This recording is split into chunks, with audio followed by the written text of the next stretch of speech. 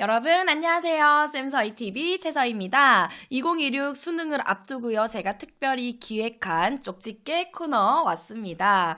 자, 오늘은요. 2016 수능 연계 적중 시리즈 중에서도요. 수능 완성을 가지고 왔어요. 수능 완성에 수록되어 있는 고전시가 작품 중에서도요. 제가 선별을 했는데 딱 4작품만 가지고 왔거든요. 자, 여러분 우리 수특수완 합쳐서 고전시가는 한 작품 이상 반드시 연계가 됩니다. 그러니까 당연히 이 시점에 공부해야 돼요. 수능 하루 전날이라도 공부해야 돼요. 특히나 수능 완성에 수록되어 있는 고전시가는요. 요 4개 진짜 꽉 잡으면 되거든. 같이 한번 가보도록 할게요.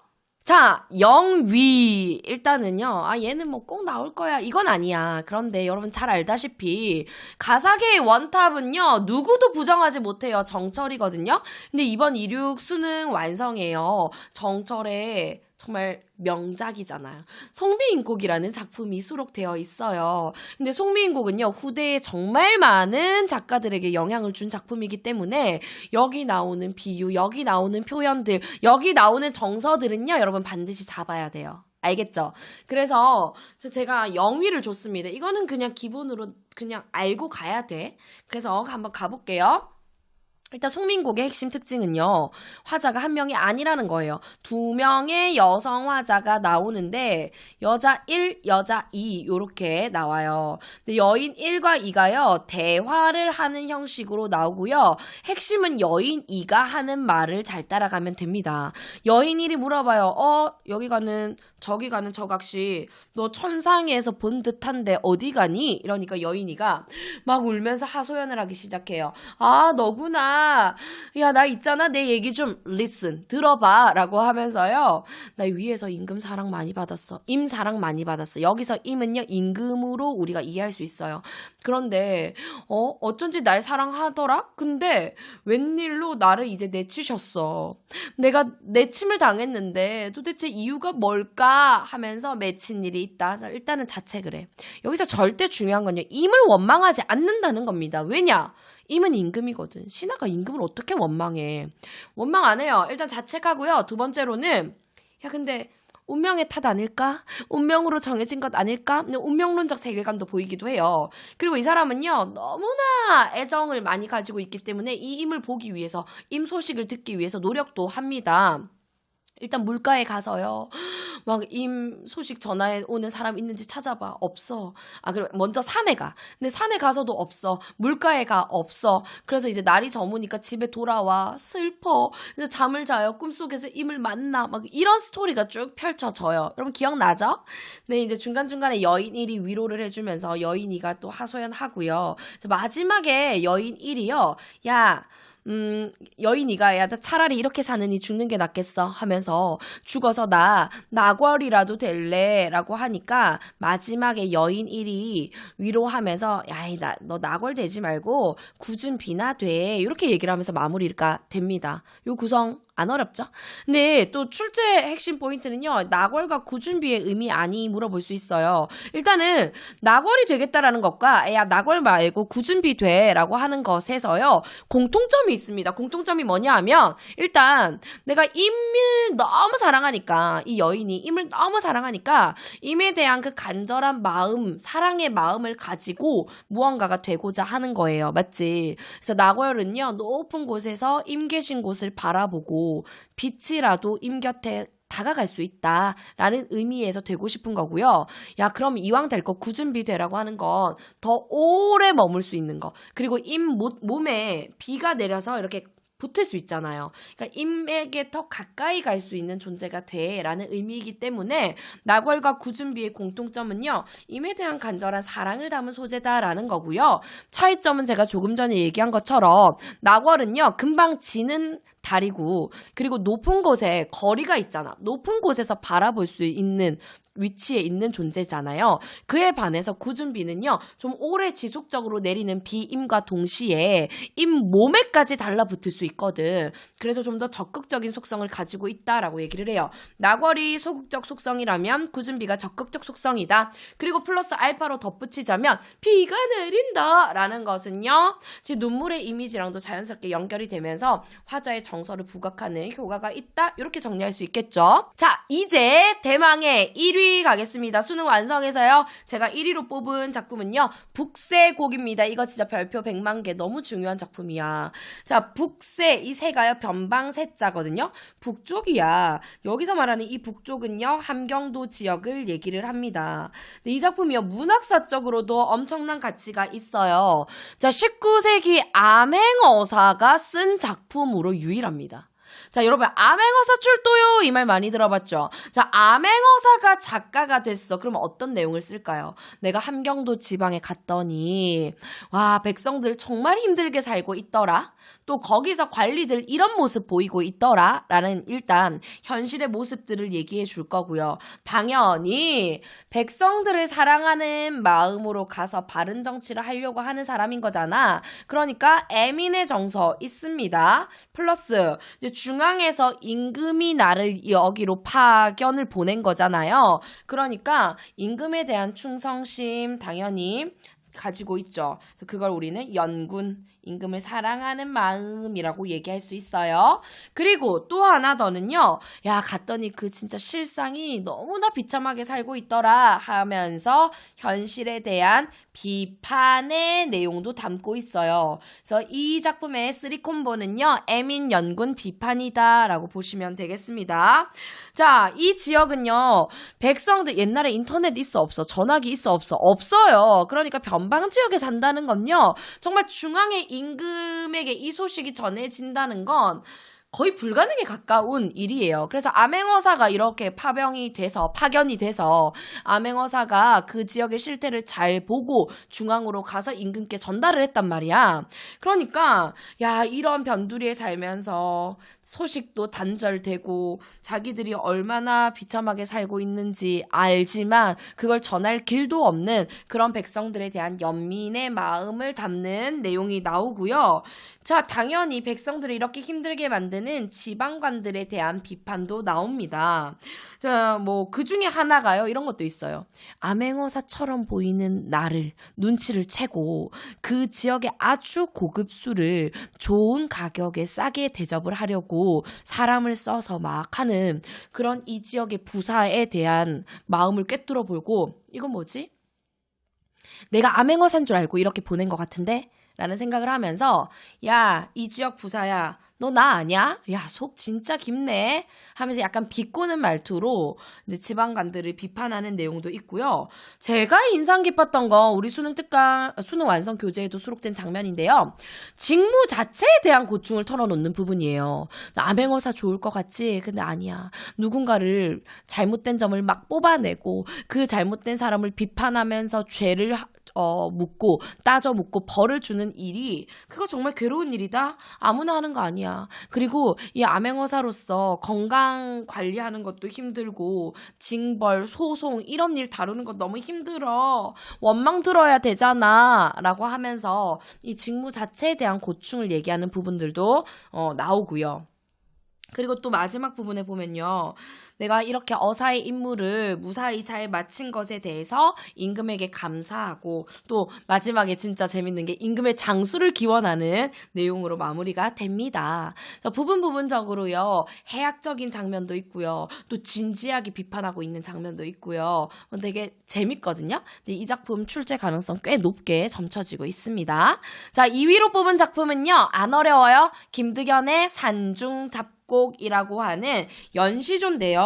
이 작품이요. 지금 현재 49수가 전해지고 있거든. 그러니까 어떤 수가 나오든지 기본적으로 산속에서 생활하는 것에 대해서 만족해. 야, 이상향 멀리 있는 거 아니다. 바로 이곳이 이상향이야 라고 하는 이 화자의 만족감의 핵심이고요. 또 한편으로는요, 이제 자연에 대해서 풍류를 즐기고 만족하고 흥취를 느끼는 것과 더불어서 자, 내가 돌아보니까 참 세월 빠르더라 라고 하면서 늙음에 대해서 안타까워하고 아쉬워하는 내용이 담긴 수들도 있습니다. 자, 여러분이 사실 연시조 자체는 막 그렇게 어려운 표현이 없어서요, 어떤 수가 나오든지 읽는 데는 별로 그 큰 무리는 없는데 기본적으로 기억으로 자기가 머물고 있는 이곳이 멀리 내가 진짜 이상향 무릉도원이라는 이상향이 있다고 듣고 동경했는데 바로 이곳이 이상향인 그 무릉도원과 다름없어. 무릉도원과 유사해라고 인식하는 요 만족감을 잘 잡고 가면 될 것 같아요. 그리고 젊은이들이 야 너네 안 늙을 것 같지? 세월 빠르단다 하면서 현재 화자가 자신의 어떤 늙음에 대해서 아쉬움을 표현하는 부분이 있는데요. 우리 수능 완성에는요. 총 8개의 수가 듬성듬성 수록이 되어 있어요. 근데 그 중에서도 26수 같은 경우는요. 봄을 맞이해서 장수를 희망하는 내용이 담겨 있는데 이게 실제로 이 작가가 62세 때 썼나 봐요. 그리고요. 39수는요. 78세라는 나이가 이제 유추가 가능한데요. 이거 뭐예요? 그치? 이 작가가 살면서 그때그때 중간중간 썼던 걸 아주 긴 시기 동안 썼던 작품들을 이렇게 하나로 합쳐놓은 그런 시조다라고 보시면 되겠습니다. 자, 3위는요, 박일로의 동락당인데요. 동락당은요, 여러분 낯선 작품일 수 있을 것 같아. 일단 실제로 있는 곳이거든요. 경주 동락당을 얘기하는 거고요. 경주 동락당은 우리나라의 보물로 지정이 되어 있습니다. 이게요. 이언적이라는 사람이 실제로 이 동락당을 경주에 짓고 벼슬을 버리고요. 이곳에 물러나서 초야에 묻혀서 거처하던 공간이거든요. 근데 여기 나오는 이 화자는 곧 박일로라고 볼 수 있는데 이 화자가요. 이언적이라는 사람을 어떻게 하냐면 예찬하는 내용이 핵심입니다. 그리고 이언적이 머물면서 유학자로서 열심히 공부했던 이 동락당의 주변 풍경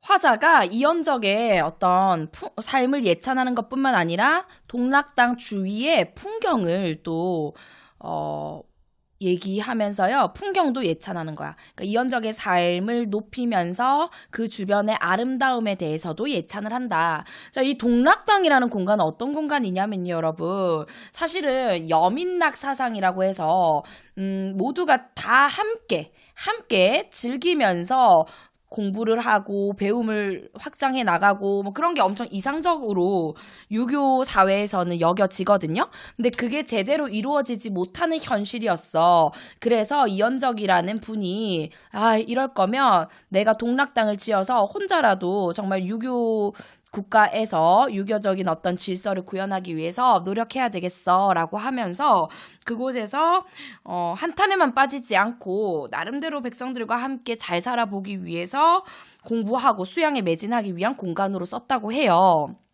그러면 박일로는 그런 이언적을 높이고 있는 거잖아. 그래서 핵심 구절을 제가 가지고 왔으니까 이 부분 보면서 한번 정리해 볼게요.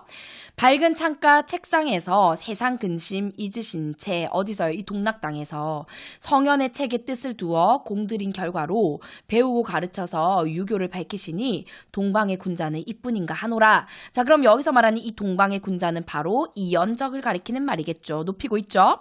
더구나 효제를 근본 삼고 충성을 펼쳐내요. 여러분 효제, 충성, 효를 다하고 형제간에 우애 좋게 지내고 충성을 다 바치는 거 이거예요, 여러분.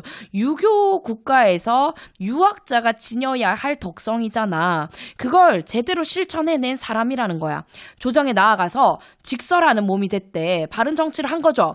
근데 당우성실을 이룰까 바라다가 좋은 시절 이룰까 바라다가 자 이렇게 표현하고 있습니다. 시댁을 잘못 만났어. 운수가 불행해서 어진이 누굴까요? 이언적이죠. 어진이를 멀리하니 듣고 보는 사람들 정말 심상궁곡인들 깊은 산골인들 누가 아니 슬퍼하리 모두가 뭐한다? 슬퍼한다라는 것을 서리적으로 나타낸 겁니다. 자, 그러면 여기에 더불어서 어떤 정서까지 있어요? 이언적이 제대로 인정받고 쓰임받지 못했던 시대 상황에 대한 안타까움의 정서까지도 노래하고 있구나라는 거 알 수 있겠죠? 자, 마지막입니다. 수능 완성 고전시가 4위 가보도록 할게요. 이정환의 비가인데요. 여러분 진짜 이 비가요 슬픔이잖아. 정말 창자가 끊어지는 듯한 슬픔을 노래하고 있는 연시조입니다. 근데 이 연시조가요, 여러분 이해하려면 이정환이라는 사람이요, 병자호란을 겪었어. 그거 아세요? 여러분 병자호란이요. 정말 청나라에 우리가 치욕적인 패배를 한 그런 전쟁을 당한 거잖아요.